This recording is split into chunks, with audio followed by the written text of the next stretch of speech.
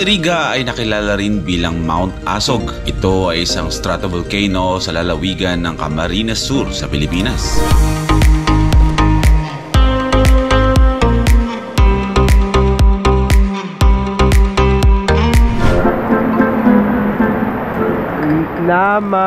Nakaw.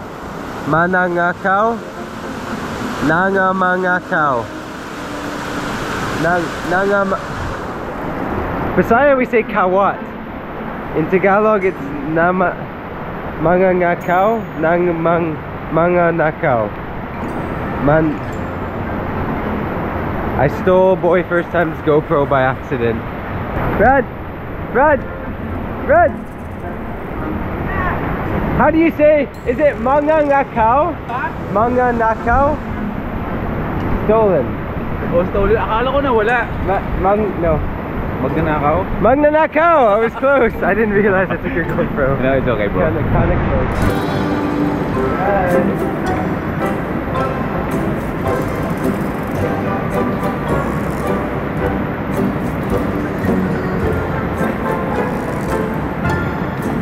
Tumaas bigla yung tubig.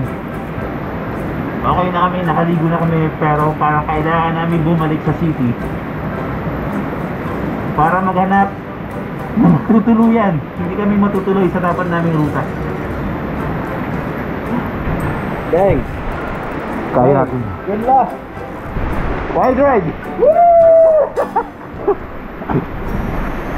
Motorboating! Kasi dadaan tayo sa Matatarik kanina, ngayon paakit naman tayo. So sobrang lakas ng ulan, nagkaroon ng flash pala dito. Titignan natin kung anong kondisyon na dadaanan natin, pero wala tayong ibang choice kundi balikan kung saan tayo pumasok. Bahala na. At least ngayon kampante na ako sa gulong ko. Tara.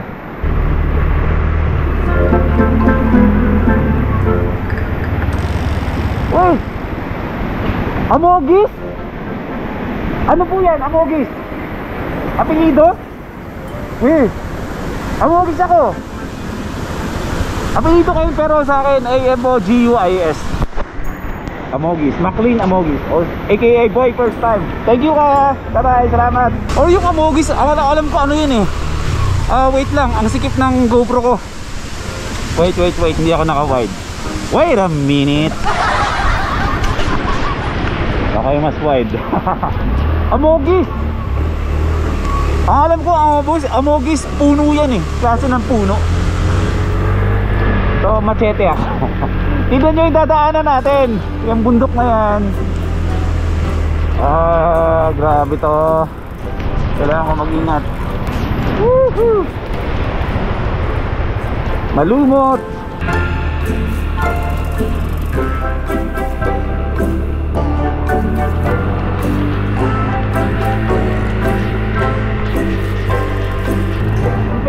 Hindi dumudulas yung gulong ko. Let's go, Madonna.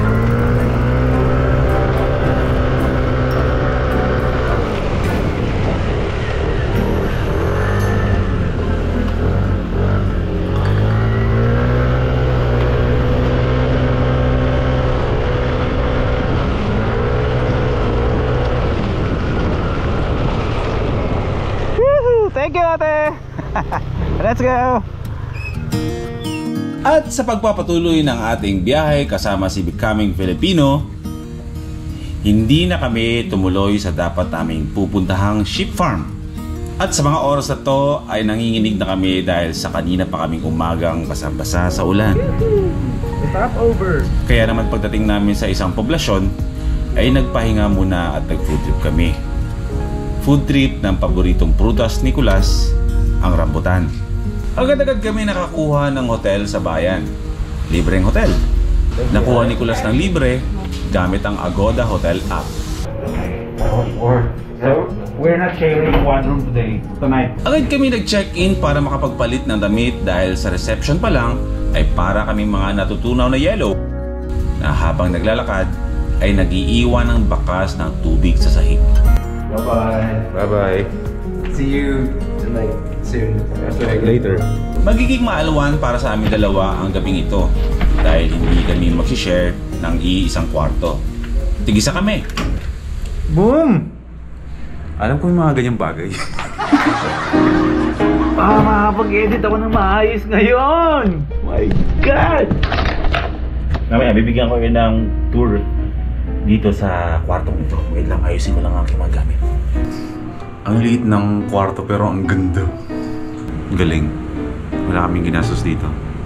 Sabi niya sponsored. Hindi ko alam kung paano niya ginawa yun. Pero dito ako matutulog. Diyan ako mag-e-edit. Meron tayong aircon. May TV dito na hindi ko naman gagamitin. CR na komportable. Liguan na may tabing. May car dito. Ba? Oh! Dapat namamatay ito ah! Hindi ko alam kung saan ko isasampay yung mga basa kong damit pero siguro doon na lang. Sobrang enjoy at saya ng biyahe namin. Pero may kasabihan nga na kapag may magandang nangyari, ay sigurado merong kapalit yan na hindi maganda. Hindi naman ako naniniwala sa ganun. Pero pagka-check ko ng laptop ko, ayun, ayaw na gumana. Uy. Naglolo ko yung laptop ko. Feeling ko naalog to sa biyahe. Buti na lang may isang hotel staff na kusang loob na tumulong sa akin para maayos ang laptop. Kumaandar yung laptop ko. Ano pangalan mo, bro? Jeff. Akala namin ayos na.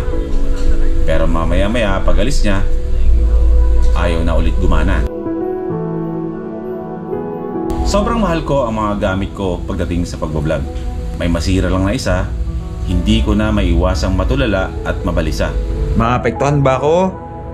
O magiging optimistic ako na posible bukas o sa mga susunod na araw ay maging okay na yung laptop ko at makapag-edit na tayo.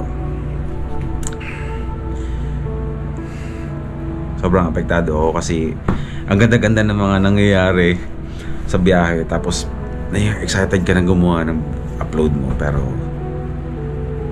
nasira yung laptop mo. Pero sige, okay lang. Sabi nga sa akin ni John Fox, tumawag sa akin. Enjoying ko na lang daw muna. Hindi ko Distracted talaga ako dun sa laptop ko. Hindi ko alam kung paano. Niyaya na lang ako ni Nicolas lumabas dito para kumain kami ng kinalas o kinalas. Hindi ko alam kung anong tamang pagbasa doon o bigkasin yun. Pero wag daw namin palagpasin na hindi daw kami kakain ng kinalas or kinalas dito sa Naga. Kaya nagdesisyon akong itulog na lang. Pero teka lang, meron pa ako isang problema. Nababawal lang to pero big deal sa akin to. Isa sa mga dahilan kung bakit takot ako bumiyahe mag-isa dahil ayoko na natutulog ako mag-isa sa hotel. At ngayong gabi, kaya matutulog ako mag-isa dito. Overcome ko lang yun. Sa biyahe wala na akong kaya ko na yung biyahe kahit gaano kalayo. Pero yung matulog sa hotel na ako lang mag-isa,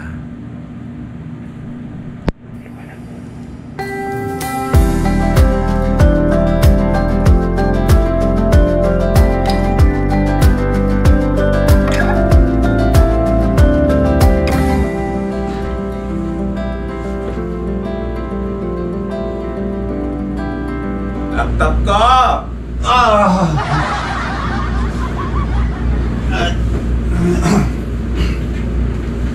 magbubukas ng alas 7 ng umaga. JRF desktop and laptop repair. Okay, reboot na mabilis. Boom! Bukas! Ganun siya kabilis. Ang bilis. Nakahinga ako ng maayos. Alas 7 pa lang ng umaga, bukas na siya, bro. Opo, kung sakaling mapadaan kayo dito sa shop ko, 7 AM po, nagbubukas na po kami kaagad. Any types of trouble po, nag-ayos po kami dito. Printer, laptop, cellphone, CCTV po. Yun. Pati ba klaseng service po ang in-offer namin dito. Pangalan na siya ulit, bro? JRF Desktop and Laptop Repair Services po.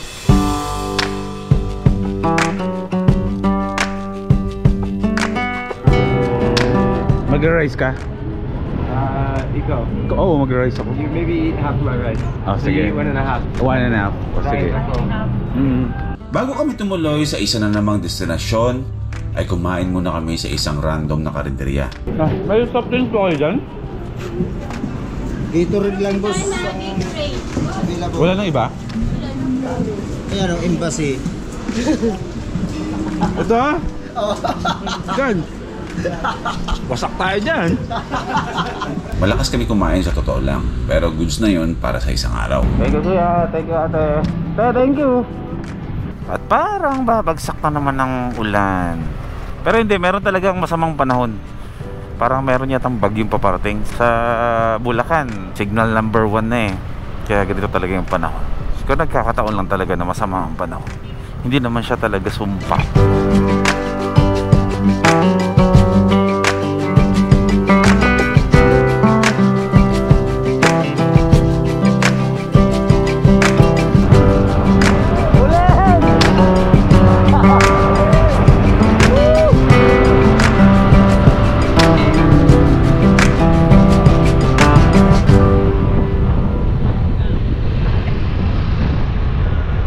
Kasalukuyan tayo na sa munisipalidad ng Baaw ngayon dito sa Naga.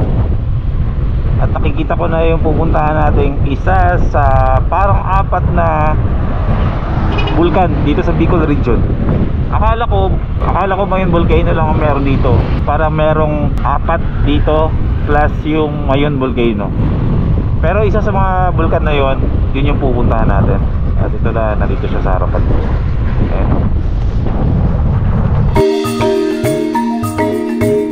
Tuloy tayo!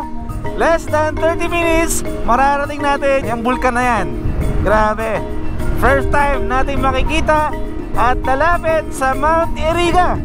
Dadaan tayo sa gilid ng Mount Iriga na yan.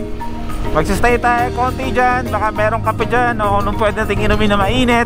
At pagkatapos yan, ay diretso tayo ng lake dito sa likod lang ng Mount Iriga na yan. And then after lake, titignan natin kung doon na tayo magla-lunch din, late lunch, ay kung pwede pang ano pa pwedeng inumin at kainin doon. Pero syempre, bago natin lagpasan itong Mount Iriga na to, ay ito ang kwento ng bundok na ito. Ang Mount Iriga ay nakilala rin bilang Mount Asog. Ito ay isang stratovolcano sa lalawigan ng Camarines Sur sa Pilipinas. Ang Mount Iriga ay isang stratovolcano, mga 1 kilometro mula sa Lake Buhi.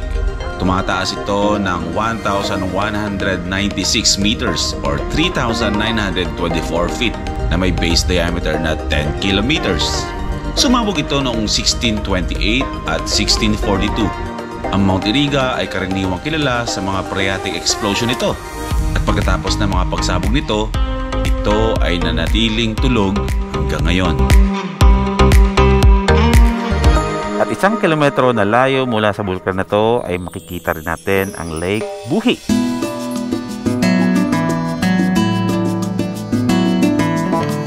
Ito ang Lake Buhi, isang lawa na makikita dito sa buhi ng Camarines Sur dito sa Pilipinas. Meron ditong lapad na 18 square kilometers na meron siyang lalim na 8 meters. Ang lake na ito ay napapagitnaan ng dalawang ancient na mga bulkan. Ito yung Mount Iriga at yung Mount Malinaw.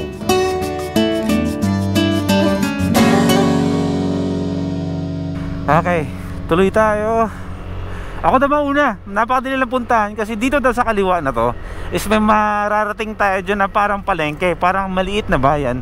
At ang misyon namin dalawa Nicolas ngayon is matikman namin yung pinag-uusapan namin kanina doon na klase ng isda na makikita dito sa lake na to. Panoorin nyo sa vlog ni Kulas. Andun lahat ng mga conversation niya kasama yung mga lokal dito. Pero bibigyan ko na rin kayo ng konting idea kung anong klaseng isda. Dito sa lake na to ay dito nakikita ang pinakamaliit na klase ng isda na meron dito sa Pilipinas. At yun ang isa sa mga dahilan kung bakit gusto nating marating yung palengke doon para maghanap tayo ng isdang yun na maliliit kasi masarap daw yun kapag piniprito, pasama-sama piniprito at sinasawsaw sa suka. So sana merong ganun doon. I will make you